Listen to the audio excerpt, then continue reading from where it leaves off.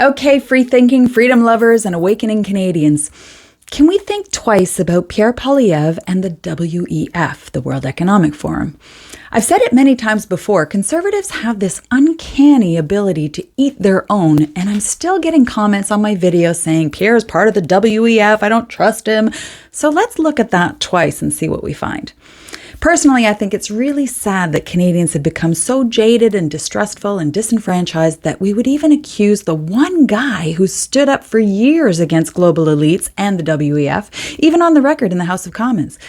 But I get that maybe you're new or you just don't trust politicians anymore, especially one that's been around for 20 years. I get it. You've been lied to and betrayed too many times. But what's funny is that conservatives accuse him of being WEF elite, and liberals in the mainstream media accuse him of being a globalist conspiracy theorist. But seriously, how many times does a guy have to denounce the WEF and global elites before you'll actually give him a break? I've never been to Davos. I've never been part of the organization. And I don't agree with its publicly stated policy objectives. My policies are different. I obviously support small government, more freedom, and individual independence. I just have a fundamental disagreement with the organization's policy outlook. As far as I can tell, the rumor started with some guy who posted a blog and then a video basically saying that Pierre's name was on the WEF website and then mysteriously removed. The truth is, I don't know exactly why they put me there, but I did have my staff email them and ask them why it was there. The only explanation that they had that made any sense was that they republished an article of mine or something like that. Okay. So they had publishing agreements with papers, and I write a lot of articles in many papers, so that's the only explanation that they could give. Not part of it. Of course I'm not part of it. We'll never know if, why, or how that's true, but we will know, and we do know, that his political opponents in the Conservative leadership race exploited that rumor to their advantage so that they'd drive a wedge amongst Conservatives because they wanted somebody else as leader. So they were trying to win you over to their camp. So in my humble opinion, you just need to stop listening to the Theo Fleury's and the Jamie Sallys who've been filling your head with nonsense. They have good message, and I really appreciate them sometimes. But you got to look at the man's record and the statements in the House. I'm not asking you to believe me. Just do your research in the Hansard, the Parliament, or see how the mainstream media lies have attacked him. Do you know why Conservatives have spent more than a decade on the opposition benches watching the last corrupt Liberal regime betray Canadians and enrich their friends? It's because Conservatives were so distrustful that they literally ate their own from the inside out. That's what the Unite the Right movement was about in the early 2000s. Historically, when small c conservatives, fiscal conservatives, social conservatives, libertarian conservatives find some middle ground, the liberals lose. So the leadership is over and your guy lost. That's democracy. You don't have to agree with everything your leader says or another conservative says, but how about we just stop bashing each other and dividing each other?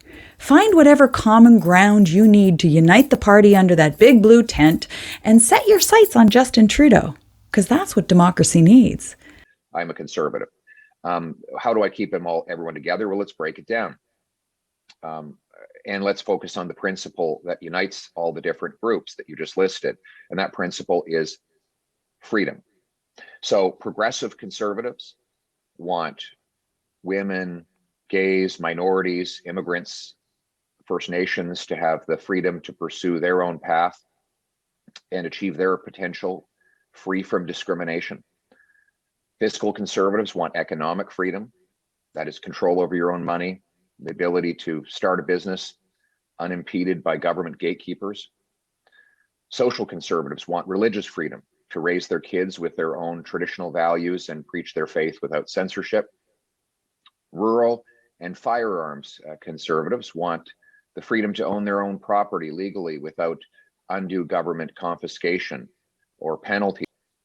And so if you look across the board at all of the different branches of conservatism, all of them, they disagree on many things, but they all agree on one thing, and that is that we need more freedom. That's why I'm running for prime minister to put people back in control of their lives and make Canada the freest country on earth. That's why I said earlier, we can unite a conservative coalition around freedom, the freedom to make your own bodily and health decisions, the freedom to control your money, the freedom of speech and of commerce. Those freedoms will bring many people back to the fold who hadn't been in our party in the past, or who had strayed away because they were dissatisfied. I think people, Andrew, feel like they've lost control of their lives. I see that when I talk to people, whether it's the excessive government, the pandemic power trip, as I call it, the vaccine vendetta, or whether it's economic issues like people can't afford to choose where to live, what to eat, or where to drive.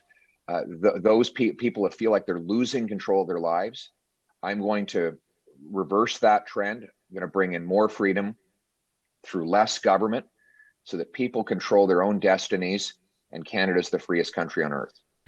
The uncomfortable truth is that Liberals always win with the politics of division. So think twice, Canada. The next election is already Justin's to lose. And he's counting on Canadians to feel so suspicious, betrayed, and disenfranchised that they'll just roll their eyes and everyone but his Liberal base will stay home instead of using your voice to take a stand, unite, and restore real Canadian values. Anyway, thanks for watching. If this made you think twice, do me a favor and show me some love with a like and a share and help us beat those censors and algos. And then subscribe to Think Twice Canada on the Tube of the U. And of course, I'd love to hear your perspective in the comments below. So for now, cheers, lovies, and always think twice.